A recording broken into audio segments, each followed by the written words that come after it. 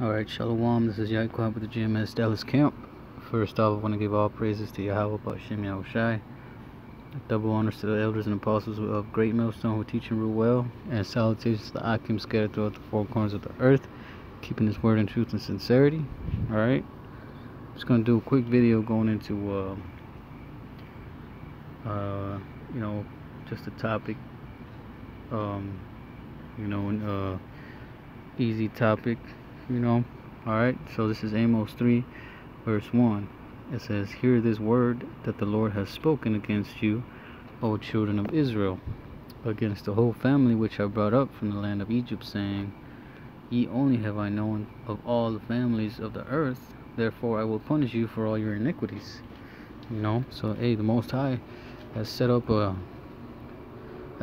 rule, for the nation of Israel to follow. Alright, he set up the law, statutes, commandments for the nation of Israel, like it says right here that from all the families of the earth he has only known us, the nation of Israel, which again shows you that the Most High is only dealing with the nation of Israel. Alright, but like I said right there, for all the iniquities that we've committed as a nation, the Most High is going to punish us as a nation. Alright, that's why Israel went into all those captivities, man. That's why Israel is destroyed even to this day. Pay attention to the condition that our people are in, man. So-called Negroes, Latinos, and Native Americans. Alright, and that was a part of the curses, man. And I'll show you in Deuteronomy. You could start really at the top, and I'll show you all the blessings, and then at verse 15 it starts to show you all the curses that are going to fall upon us. Alright, so I'm going to read this real quick. It says, Deuteronomy 28 verse 15, it says, "But it shall come to pass, if thou wilt not hearken unto the voice of the Lord thy power, to observe to do all his commandments and his statutes which I command thee this day, that all these curses shall come upon thee and overtake thee." So if we go off and we don't listen to the ways of Yahawah, YAHAWASHI, man, them curses are going to fall upon us. Now, I'm not saying that we got to follow all the law, statute, commandments, because there's over 600 of them. You know what I'm saying? So it's impossible to keep all the laws in these days. You know what I'm saying? That's why Yahawashi came back. That's why Yahawashi was an important key factor in this thing. Because through him we have that grace and we have that opportunity to establish a balance between faith and works, and reunite ourselves with the Yahawah YAHAWASHI through Yahawashi, or reunite ourselves through Yahawah through Yahawashi. Alright, now just to make that point real quick, I don't want to rear off topic too much, but just since I did mention that, alright, it says it right here. Alright, so this is Ephesians chapter 2. You can start at verse 12 or 11, or from the top really, but I'm just going to read this point real quick. It says Ephesians chapter 2 verse 13. Alright, "But now in Hamashiach Yahawashi, ye who sometimes were far off are made nigh by the blood of Yahawashi." Man, and that's right. Because if you read Jeremiah the 3rd chapter, talking about how the Most High gave us the bill of divorcement, for the wickedness of Judah and her treacherous sister Israel, man. Alright, and Hosea chapter 1, when Most High putting us away, from being His people. But through Yahawashi we have that connection to be able to be brought back in that fold. That's why it says right here in verse 12 that at that time ye were without Hamashiach, being aliens from the commonwealth of Israel, and strangers from the covenants of promise, having no hope, and without the Most High in the world. We were without the Most High for a period of time, but through the blood of Yahawashi we're able to be brought back in that fold. Alright, verse 14, "For he is our peace, who had made both one, and had broken down the middle wall of partition between us." Man, and that middle wall of partition is that invisible wall that kept us afar off from the Most High. So through the Spirit, Yahawashi putting on Himself as a living sacrifice and dying for the sins of the nation of Israel, He broke down that middle wall of partition. Alright, See, it tells you right here, verse 15, having abolished in his flesh the enmity, even the law of commandments contained in ordinances, which is what we were just going into, for to make in himself of twain one new man, so making peace, and that he might reconcile both unto the Most High Yahawah in one body by the cross, having slain the enmity thereby, man. And there was enmity between us and the Most High, but Yahawashi put that, he became that mediator. You know what I'm saying? That he, like, you got in the courtroom, you got the judge, which is Yahawah, and then you got Yahawashi, which is a lawyer, pleading your cause, man. Trying to help us out. He's that mediator, that go-between. All right, having slain and came and preached peace to you which were afar off, and to them that were nigh. For through him we both have access by one Spirit unto the Father. There you go. All right. Therefore you are no more strangers and foreigners, but fellow citizens with the saints and of the household of the Most High, and are built upon the foundation of the apostles and prophets, Yahawashi HaMashiach himself being the chief cornerstone, in whom all the building fitly framed together groweth unto an holy temple in the Lord, in whom ye are also are built together for an habitation of Yahawah through the Spirit, man. And that's that spiritual temple, man.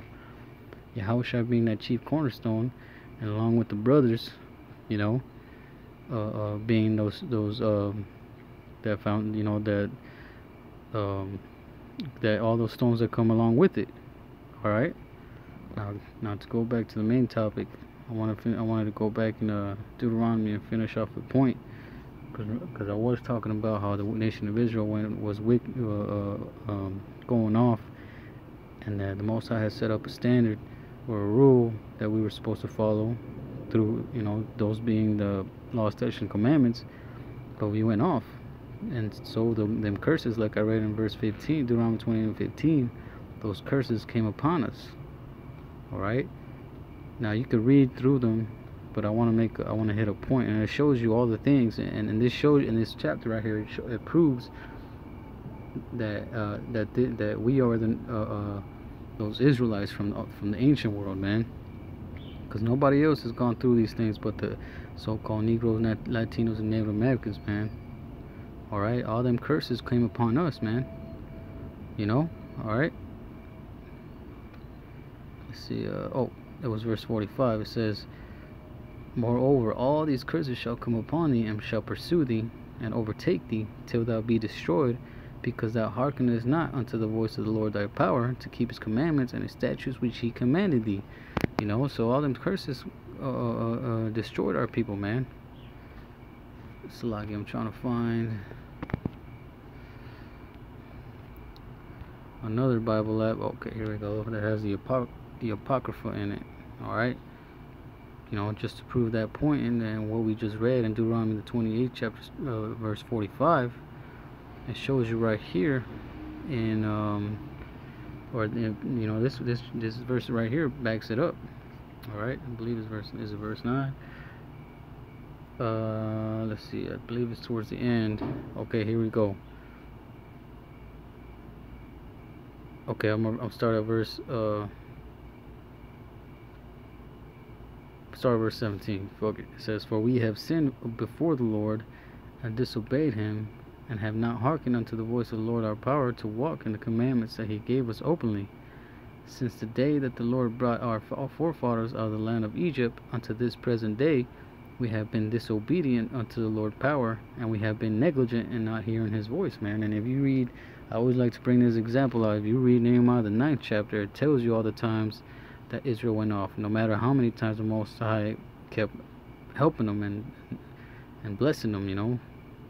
It shows, it gives you a lot of examples, but you can also read throughout the whole Bible all the things that the Most High did for us. But Israel, still being a stiff-necked, sottish little kids that they are, they still went off, kept going off, man. All right. So verse 20.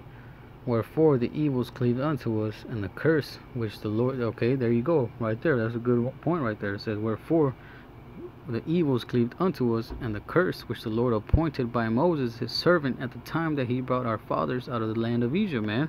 which is what we just read in Deuteronomy the 28th chapter. Alright? To give us a land that floweth with milk and honey, like as it is to see this day, man. That's right. Them evils cleaved unto us, man. They took a hold of us as soon as we went off, man. And these other nations knew.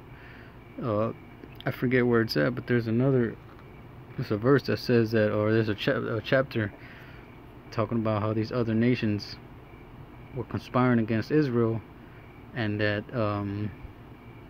they were saying that if they find a way to make us go off or to go away from our power, that would be our downfall, you know. Verse 21, nevertheless we have not hearkened unto the voice of the Lord our power, according unto all the words of the prophets whom he sent unto us, but every man followed the imagination of his own wicked heart, to serve strange gods and to do evil in the sight of the Lord our power, man. You know, and that's true, man. That's what the nation of Israel today, you know, going after the imaginations of their own wicked heart. And that word heart in the Hebrew is la'av, meaning your mind. You know, whatever they can conjure up in their mind, you know, serving whatever the hell God they want, man.